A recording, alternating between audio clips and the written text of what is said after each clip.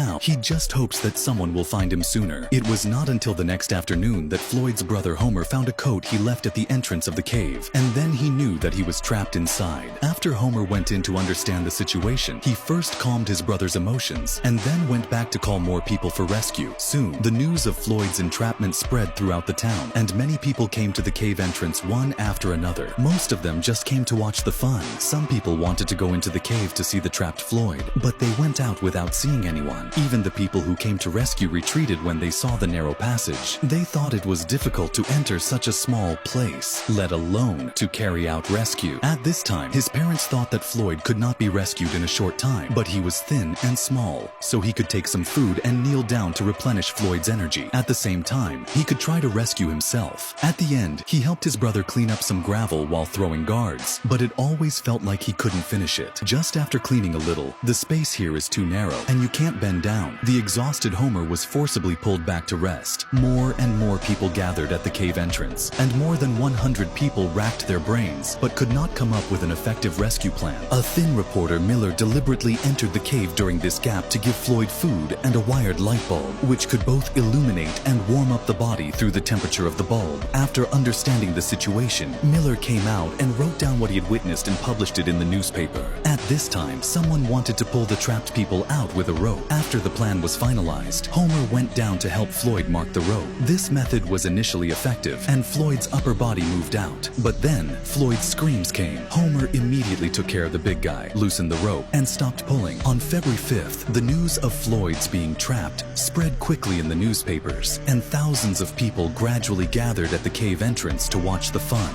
Once there were more people, they had to solve the problems of eating, drinking. Snack vendors were everywhere at the cave entrance, and even people sleeping on the floor and drinking and bragging in groups.